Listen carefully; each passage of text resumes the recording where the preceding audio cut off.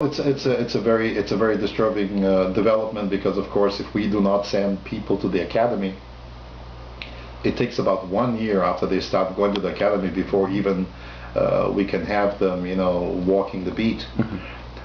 So really we have eliminated in a way our capability to fill in the ranks from our city. I mean, we can always go and try to get people that pass the academy elsewhere, but we will not have our own. And the problem is that we did not fill 24 positions last year, and this year there was a hope that 30 policemen, 30 to 40 will be coming, financed by the COPS program, and we were told that we will not get any money. So now of course the question is, the way it stands now, there is no money to hire anyone.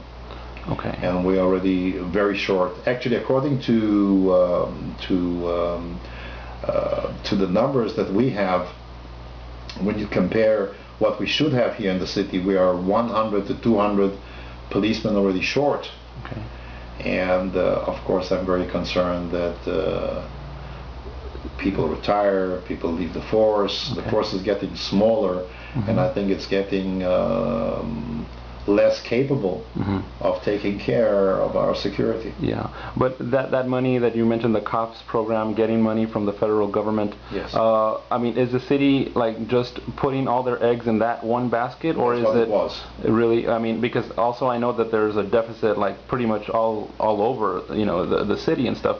So I mean, is it a combination, or is it just that you depend on that? That is the problem, and that's why I brought it up, that we did put all our eggs into that basket. In other words, we did not allocate any money for additional COPS officers in the next budget. Okay. And now that the COPS money is not coming in, we'll either have to stay without hiring anyone, or we'll have to go around looking for money, and 30 to 40 policemen, we are talking about $2 million. $2 million. Going on. The bottom line is really that we were not about to build a stadium for the Broncos. Okay. We were about to build a stadium for the City of Laredo. Okay. And there were, of course, discussions that once we build that stadium, that then we will be looking for a team that would want to use it. At a certain time, we were discussing the possibility of partnering with the Broncos to build the stadium. Okay. But the final decision of the voters of the City of Laredo was to go on our own and use the money that we already have. We have about $20 million already available for that. That we could use for that purpose.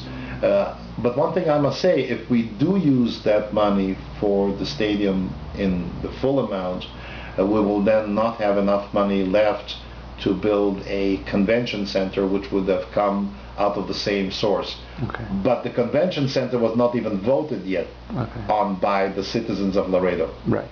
So it's really open now for us to build a stadium and to decide if we do want to give it to a certain team or a certain person to run it. Do we want to just keep it as a city field, like Veterans Field? Yes. And don't forget that whoever will take it is not going to use it year round. Okay. There is a little bit of a problem, of course, because as you know, we have a city manager, city council form of government. So really a lot of the cuts that have to be done by the city manager. And really neither the mayor nor the council can interfere too much into the city management. We can advise them what we want to do. Okay. I was always opposed that we at times go and travel with groups that I felt were too large in size. Right. I'm not against travel. Sometimes you have to travel, and I have just traveled. But I would like people to travel the way I did. I went with a group, and this was my conditions, and they were fulfilled. We were 3 councilmen and 1 member of the administration. Okay. And we went for 1 night and came back. If you see the point that I'm making. Right. Of course, you can go with 25 people and stay 2 weeks in Las Vegas somewhere to look at baseball fields, or in Honolulu somewhere. And you know, the cost will be very different. So I think the discussion is, go where you have to go, but don't go with more than you need to take with you. And I think that we should never go with more councilmen. As you know, we have the Open Meetings Act, and once you go with a quorum are 4 councilmen and the mayor, you have already serious legal problems. So I would say, whenever we go, not more than 3 councilmen and the mayor if he wants to join, and a limited amount of people from the administration. Yes, they do. Well, but it starts already with the issue of how many councilmen should go to New York.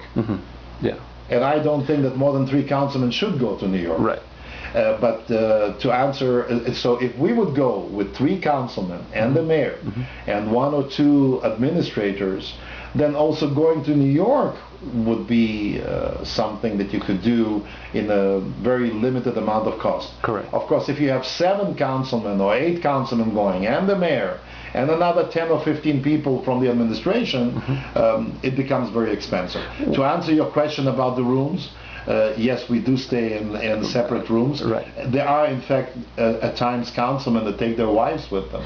And that's the point that I'm trying to get at, because I know that some councilmen say that, well, the wives travel on their own dime, but in reality, we're subsidizing their room and board. So well, we're not only subsidizing the room and board. We go many a times to restaurants to eat, and you can imagine that we do carry the full bill of whoever is around the table. We have transportation issues, that you have to transport the group from one place to another, so we don't leave our companions. Well, I'm not married, I'm divorced, so I don't have those problems. But on the other hand, to tell you the truth, I do appreciate being alone in the room. And have my privacy. But for example, when we went now to Grand Prairie, we stayed at the Holiday Inn Express.